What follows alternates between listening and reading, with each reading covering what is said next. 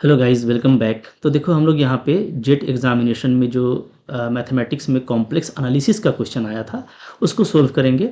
आप देख पाइएगा कि काफ़ी सिंपल क्वेश्चन था और आई होप आप लोगों ने बहुत जल्दी इसका सटीक आंसर दिया होगा। ठीक है, यहाँ पे देखो क्वेश्चन है हमारे पास में एफ जेड आपको दे रखा है। ठीक है, बोलता है ये अनालिटिक फंक्शन है तो ए प्लस बी का वैल्यू क्या होगा। तो काफ़ी सिंपल है, जैसे आप देखिएगा कोई भी हमारा जो अनालिटिक फंक्शन होता है वो क्या होता है, वो हमारा u प्लस आयोटा भी फॉर्म का होता है, जहाँ u और भी हमारा एक्स वाई का फंक्शन होता है। ठीक है, तो यहाँ से हम कह सकते हैं कि यहाँ पे नो डाउट जो u का वैल्यू है वो क्या है, तो वो है आपका x square minus y square plus a x. ठीक है, और जो v का वैल्यू है वो क्या है, वो है हमारे पास में 2xy प्लस बी वाई। ठीक है, ये हो गया। अब हमको सिंपली यहाँ पे क्या करना है, हमको यहाँ पे अप्लाई करना है कुर्सी रीमा इक्वेशन। ठीक है, कुर्सी रीमा का इक्वेशन क्या बोलता है कि U X equal to V Y होना चाहिए इन पार्शियल ऑर्डर डिफरेंशिएशन। ठीक है, और यू आई जो होगा वो क्या होगा, वो हमारा माइनस वी एक्स के इक्वल होगा। ठीक है, तो आप देखिए यहाँ पे यू एक्स का मतलब होता है यू का partial differentiation with respect to X. तो अगर मैं ये करता हूँ इसका एक्स के रिस्पेक्ट में, तो यहाँ से मेरे को क्या मिल जाएगा, यहाँ से मेरे को मिल जाएगा ये 2x प्लस ए मिलेगा। ठीक है, तो देखो अगर हम लोग v का करते हैं y के रिस्पेक्ट में तो हमको यहाँ पे मिल जाएगा 2x मिलेगा और प्लस b मिलेगा। ठीक है जी, देख पा रहे हैं। तो आपको देखो 2x यहाँ पे कैंसिल हो जा रहा है और सिंपली ये आ जा रहा है कि a और b क्या होगा, आपस में इक्वल होगा। ठीक है, अच्छा अब देखो यहाँ पे अगर आप देखोगे तो uy का करेंगे तो y के रिस्पेक्ट में इसका आपका आ जाएगा -2y, भी का एक्स के रिस्पेक्ट में करेंगे तब भी 2y आएगा जो कि -2y हो जाएगा। तो इसका कोई मतलब नहीं है। ठीक है, तो जो भी है आपको यहीं से देखना है। तो a इक्वल टू बी है, इसका मतलब है कि a प्लस बी का वैल्यू क्या होगा, तो सिंपली a प्लस बी का वैल्यू यहाँ पे 2a हो जाएगा, चूंकि दोनों आपस में इक्वल है। तो ऑप्शन नंबर ए आपका यहाँ पे करेक्ट रहेगा। तो बहुत ही ईजी क्वेश्चन था। ठीक है, फिर देखो क्वेश्चन नंबर यहाँ पे 71 है, बोलता है इन जो है set of all natural number है इंक्लूडिंग जीरो। ठीक है, यानी इन के पास में जो है ना सारे नेचुरल नंबर हैं और जीरो भी हैं। ठीक है, अच्छा और एफ जेड हमको दिया हुआ है, क्या दिया हुआ है अच्छे से देखिएगा, बहुत ही अच्छा क्वेश्चन है, सिंपल है। एफ जेड इक्वल टू है जेड का पावर एम इंटू जेड का पावर माइनस एन। ठीक है, और ये अनालिटिक है, इज बोलता है क्या ये अनालिटिक होगा। अब यहाँ पे ऑप्शन आपको दिया है कि ये अनालिटिक तब होगा जब एन हमारा जीरो हो, if and only if N zero. ठीक है, और ये ऑप्शन देखो बिल्कुल सही हो जाएगा, इसलिए कि अगर हमारा एन जीरो हो जाता है तो सिंपली एफ जेड क्या होगा, एफ जेड आपका हो जाएगा जेड का पावर एम। अच्छा इफ लिखा हुआ है इफ एंड ओनली इफ, यानी इसको हम जीरो करेंगे तभी मेरा क्या होगा, जो निगेटिव पावर ऑफ जेड है वो हटेगा। ठीक है, और बचेगा only positive power of Z जो कि सिंपली पोलिनोमियल होगा, और पोलिनोमियल होगा तो वो पक्का एनालिटिक होगा। तो इसलिए पहला ऑप्शन बिल्कुल करेक्ट है। दूसरा ऑप्शन देखिएगा, अगर आप m को जीरो कर देते हैं तो बचेगा जेड का पावर माइनस एन, यानी निगेटिव पावर ऑफ जेड बचेगा, वो कहाँ से एनालिटिक होगा। ठीक है, तो भाई ओनली आपका यहाँ पे ऑप्शन नंबर ए करेक्ट है। बहुत ही जल्दी आई होप आप लोगों ने देख लिया होगा। ठीक है, आगे देखिए फिर क्या बोलता है कि the value of complex integration this. तो अब यहाँ पे अगर आप देखोगे तो यहाँ पे हमारा जो एफ जेड दिया हुआ है वो कॉस जेड बाई जेड है, आप देखिएगा तो। ठीक है, एफ जेड क्या है जी, हमारा यहाँ पे कॉस जेड बाई जेड है। ठीक है, और अगर आप देखिएगा जो सर्कल लिया गया है ना, सेंटर 4 पे है और रेडियस उसका क्या है, रेडियस उसका 5 है। तो कह सकते हो कि यहाँ पे एनएफ जो है एक बड़ा जो है आपका सर्कल बनेगा। तो अब हमको ये देखना है कि यहाँ पे जो रेसिड्यू है, जो सिंगुलरिटी हो सकता है मेरे पास में, सिंगुलरिटी। ठीक है, सिंगुलरिटी कौन होगा, यहाँ पे जेड इक्वल टू जीरो होगा, जहाँ पे फंक्शन आपका एनालिटिक नहीं है, और डेफिनेटली ये क्या होगा, एक सिंपल पोल होगा जी। ठीक है, क्या होगा, सिंपल पोल। अब देखो ये सिंपल पोल जो है जेड इक्वल टू जीरो क्या इस सर्कल के अंदर आएगा, तो अगर आप देखोगे तो सेंटर आपका 4 है। ठीक है, और रेडियस आपका 5 है, तो समवेयर आप देख सकते हो कि अगर रेडियस मेरा 4 है, ठीक है, और सॉरी सेंटर अगर मेरा 4 है तो 4 में 5 ऐड करेंगे तो इधर आपका 9 पे पहुंच जाएंगे। ठीक है, और इधर भी हम लोग पहुंच जाएंगे -1 पे, तभी लेंथ आपका 5 5 होगा। ठीक है, तो नो डाउट जीरो आ रहा है, यहाँ पे बिल्कुल बीच में जीरो आ रहा है, जेड इक्वल टू जीरो। तो जीरो क्या है, इनसाइड द मेरा ये सर्कल है। ठीक है, तो यहाँ पे ये सिंगुलरिटी डिफाइन होगा और फिर हम लोग यहाँ पे रेसिड्यू थ्योरम को अप्लाई कर सकते हैं। ठीक है, तो यहाँ पे सिंपली जो आंसर हो जाएगा वो ये होगा आपका रेसिड्यू थ्योरम के अकॉर्डिंग जो इंटीग्रेशन होगा ना वो क्या होगा, क्योंकि सिंपल पोल है, सिंपल पोल है तो 2 पाई आयोटा, ठीक है, into sum of residue, sum of residue, ये आप बहुत जल्दी से बना सकते हैं। ठीक है, अब रेसिड्यू हमको सिर्फ एक ही जगह पे मिलेगा, जेड इक्वल टू जीरो पे, और ये सिंपल पोल है तो यहाँ पे सिंपली जो रेसिड्यू होगा वो क्या हो जाएगा, तो देखिए 2 पाई आयोटा और limit Z tends to zero. ठीक है, जेड इंटू एफ जेड। ठीक है, जेड इंटू एफ जेड करेंगे जी, जेड इंटू एफ जेड करेंगे तो आपको ओनली क्या बचेगा, कॉस जेड बचेगा। ठीक है, तो यहाँ पे आ जाएगा 2 पाई आयोटा और limit Z tends to zero, cos Z बचेगा, और कॉस जीरो का वैल्यू 1 होता है तो ओनली 2 पाई आयोटा इंटू 1, तो 2 पाई आयोटा यहाँ पे आपका करेक्ट आंसर आएगा। ठीक है, बहुत जल्दी आई होप आप लोग इसको भी कर लिए होंगे अच्छे से। ठीक है, क्लियर है। आगे बढ़ो, फिर क्या है 73 नंबर बोलता है the value of complex integration. यहाँ पे फिर से इंटीग्रेशन का क्वेश्चन है, ठीक है। एक क्लोज कंट्रोल लिया गया है जिसके अंदर z इक्वल टू -1 आता है, ये साफ साफ लिख दिया है, ठीक है। यानी z इक्वल टू -1 क्या होगा, यहाँ पे एक पोल होगा, तो आपको दिख रहा है ये पोल है। यहाँ पे इसका z इक्वल टू -1 हमको पोल दिख रहा है, और इसका ऑर्डर कितना है, तो इसका ऑर्डर आप देख पा रहे होंगे कि इसका ऑर्डर 4 है, ठीक है। चूंकि ये 4 पावर लगा हुआ है यहाँ पे, तो हमको -1 जो है 4 टाइम्स मिलेगा, ठीक है। अच्छा, अब आप ये देखिए कि यहाँ पे भी हम लोग रेसिड्यू थ्योरम लगाएंगे, तो सिंपली जो आपको एफ जेड गिवन है वो क्या है, वो है मेरा यहाँ पे 3z का power 4 plus 5z square plus 2 divided by z+1 का होल पावर 4, ठीक है, ये हो गया। ओके, तो यहाँ पे हमको क्या करना होगा कि जो मेरा रेसिड्यू होगा, रेसिड्यू कहाँ पे निकालना होगा, हमको निकालना होगा एट z इक्वल टू -1, ठीक है। और ये चूंकि 4 ऑर्डर का है, तो फॉर्मूला क्या हो जाएगा, तो फॉर्मूला हो जाएगा, पहले तो आपको यहाँ पे लेना पड़ेगा 1/3 लेना पड़ेगा, ठीक है। ओके, और 4 का है तो हमको 3 टाइम्स डिफ्रेंशिएशन करना पड़ेगा, किसको, z+1 का पावर 4 एफ जेड को, z+1 का पावर 4 इंटू एफ जेड, ठीक है। इसका डिफ्रेंशिएशन करेंगे 3 टाइम्स, ओके। और यहाँ पे हम लोग क्या पुट कर देंगे, z इक्वल टू -1 पुट कर देंगे, ठीक है। ये तरीका होता है। तो अब यहाँ पे देखिए, यहाँ पे z+1 का पावर 4 से मल्टीप्लाई करेंगे तो नीचे वाला पार्ट हट जाएगा, तो बचेगा सिर्फ ऊपर वाला पार्ट, ठीक है। तो ऊपर वाले पार्ट को, इस पार्ट को आप 3 टाइम्स डिफ्रेंशिएशन कीजिए, देखिए क्या आता है, ठीक है। अगर मैं 1 टाइम करता हूँ तो ये हो जाएगा आपका 12z³ प्लस 10z, ठीक है। फिर से एक बार करते हैं तो ये आपका हो जाएगा 36z² प्लस 10। फिर से एक बार कर लेते हैं इसका, तो ये हो जाएगा हमारा 72z हो जाएगा, ठीक है। यहाँ पे -1 डाल देंगे तो 70, देखो क्या आ रहा है, 1/3 क्या होता है, ये 6 होता है, ठीक है, इंटू 72, और z का वैल्यू, चलो z डाल देते हैं -1 डालना है z को मेरे को, ठीक है। यहाँ पे आपका आ जा रहा है -72/6 -12 आ रहा है, ठीक है जी, -12 आ गया ये। तो अब इसका जो इंटीग्रेशन का वैल्यू है वो क्या होगा, वो सिंपली होगा 2π आयोटा इंटू रेसिड्यू, ठीक है, सम ऑफ रेसिड्यू, ठीक है, रेसिड्यू। तो यहाँ पे तो जो रेसिड्यू हमको मिल रहा है वो सिर्फ एक ही पॉइंट पे मिल रहा है, वो -12 है, तो वैल्यू क्या हो जाएगा, तो 2π आयोटा इंटू -12, तो वैल्यू हमारा आ जाएगा -24π आयोटा। तो ऑप्शन नंबर आपका यहाँ पे बी करेक्ट था, ठीक है, क्लियर है।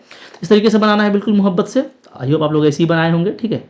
आगे देखिए, फिर क्या 74 नंबर क्वेश्चन है, यहाँ पे बोलता है n इक्वल टू 0 1 2 है, तो वैल्यू, इसका वैल्यू क्या होगा, ठीक है। तो ये देखो थोड़ा सा अच्छा क्वेश्चन है, इस क्वेश्चन को थोड़ा सा डिटेल में देख लीजिएगा। तो हालांकि ऐसा प्रैक्टिस से आपको याद रहता है कि इसका वैल्यू 1/n होगा, बट ये निकलेगा कैसे, तो इसको भी थोड़ा सा मैं डिटेल में यहाँ पे बना के आपको दिखा देता हूँ, ठीक है। तो इसको चलो इधर थोड़ा बना लेते हैं हम लोग, ओके। चलिए, तो इस क्वेश्चन को मैं यहाँ पे डील कर देता हूँ। देखो इसका तरीका क्या होता है, इसका आपको वैल्यू निकालना है। इसका तरीका ये होगा ना कि आप इसको देखो बढ़िया से, ठीक है। और यहाँ पे हम लोग क्या करेंगे, यहाँ पे हम लोग ले लेंगे, ये जो है एक्चुअली क्या है, तो ये है रियल पार्ट ऑफ, ठीक है, 1/2π 0 से 2π, okay, e⁻ cos phi, okay.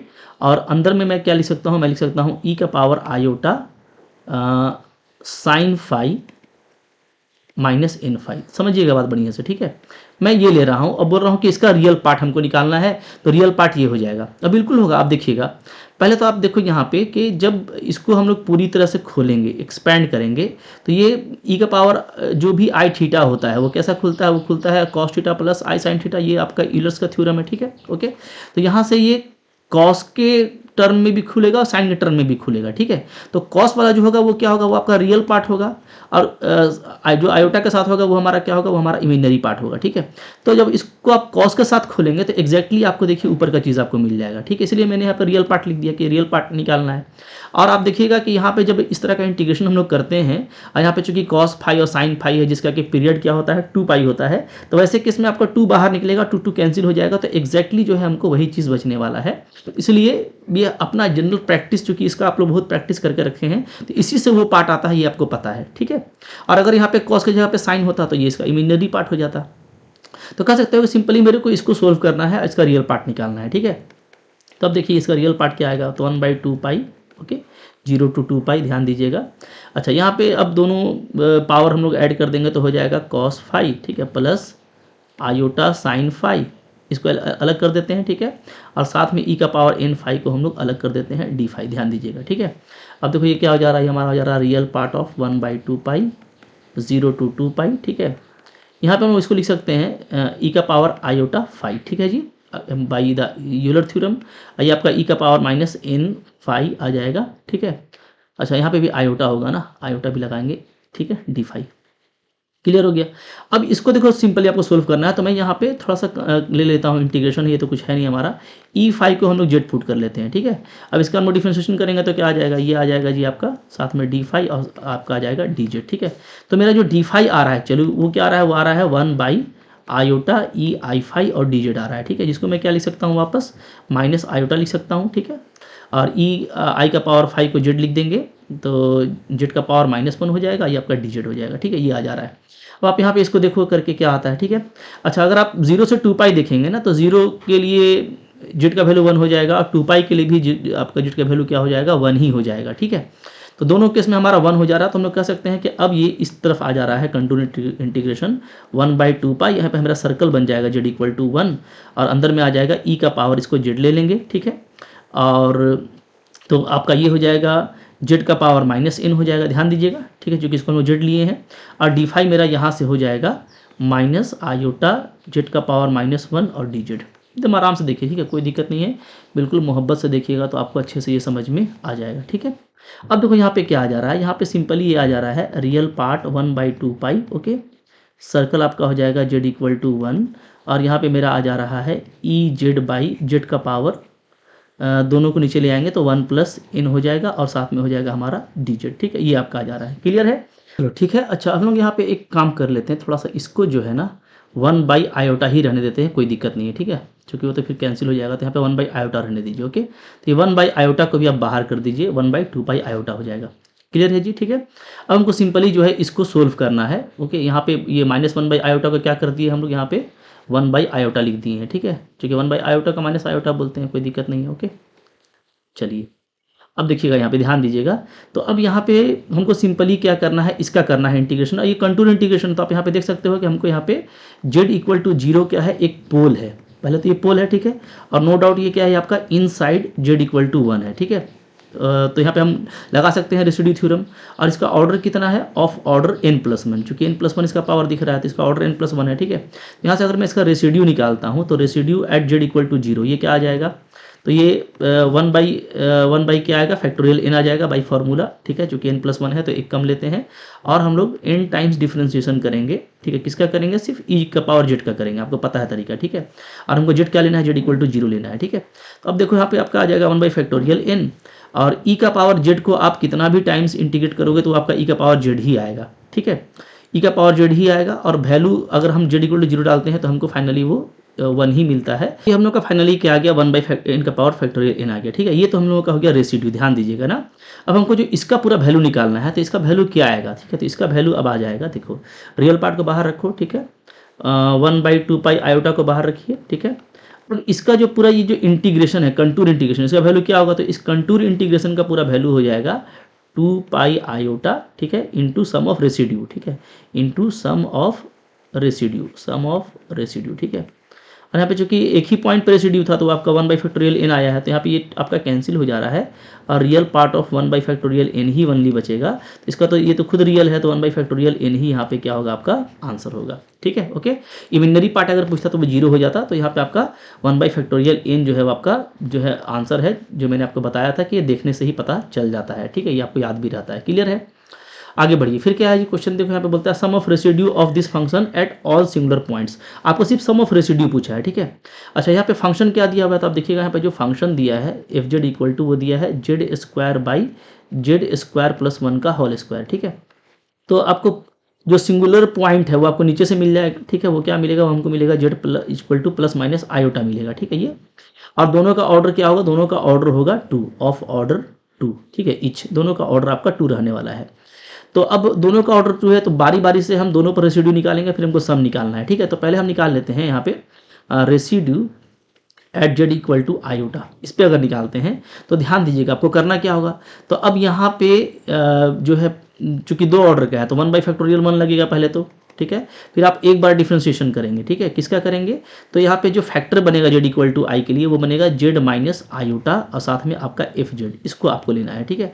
अब फाइनली जो है z इक्वल टू आयोटा डालना पड़ेगा ताकि आपको इसका वैल्यू मिल जाए। तो 1/1 तो 1 ही होता है, ठीक है। z माइनस आयोटा, अब यहाँ पे आप देखिएगा ये, इसको मैं ऐसे कर सकता हूँ ना, कैसे, z माइनस आयोटा इंटू, ठीक है, z प्लस आयोटा का होल स्क्वायर, नीचे वाले को ऐसा लिख सकते हैं जी, ठीक है, ओके।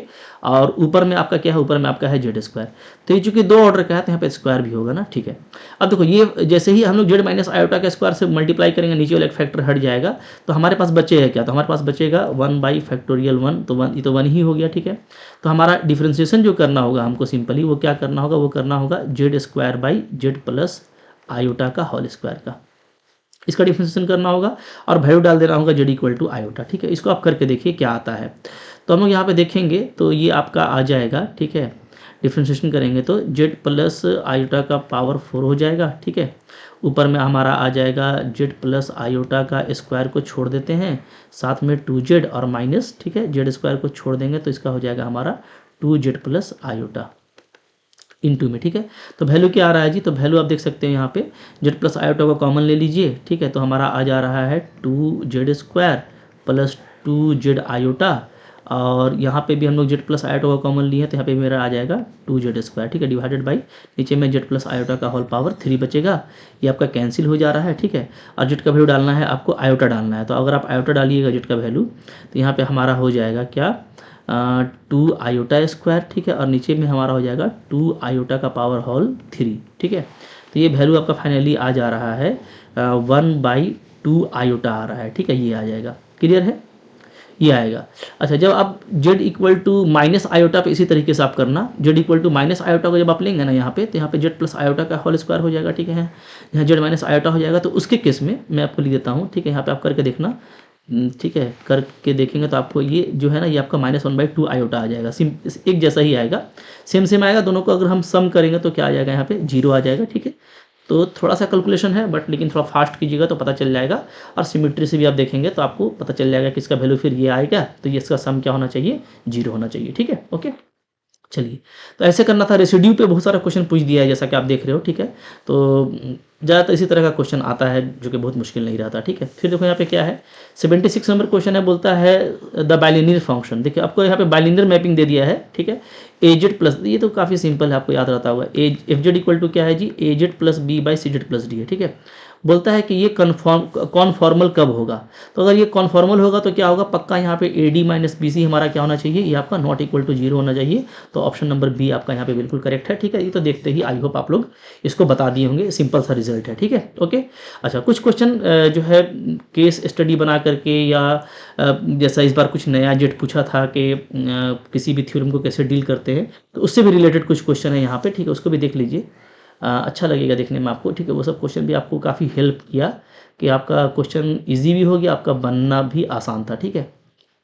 इस यहाँ पे हम लोग देख सकते हैं किस तरह का क्वेश्चन और आया है, कॉम्प्लेक्स एनालिसिस का ही, ठीक है। तो ये नीचे था ना, चलिए देखिए, जैसे एक क्वेश्चन, ये तो आपका सिंपल पॉइंट वाला है, ठीक है। हाँ, एक देखो आपका यहाँ पे है, यहाँ पे अगर आप देखोगे तो ये आपको क्या बोल रहा है, आप देखोगे, ठीक है। बोलता है consider the following steps in proving that the bounded entire function is constant. अच्छा, ये ल्यूविल थ्योरम है, ठीक है, बहुत ही इंपॉर्टेंट है कि जो बाउंडेड इंटायर फंक्शन होता है वो क्या होता है? वो कांस्टेंट होता है, ठीक है। तो ल्यूविल थ्योरम को डील करने के लिए यहाँ पे कौन सा स्टेप लगाया जाएगा, ठीक है। तो देखिए, अगर आप सबको देखेंगे अच्छे से तो सबसे पहले तो हमको ये अज्यूम करना पड़ेगा कि मेरा FZ इंटायर है और वो बाउंडेड है। सबसे पहले आपको ये करना पड़ेगा, C नंबर, ठीक है।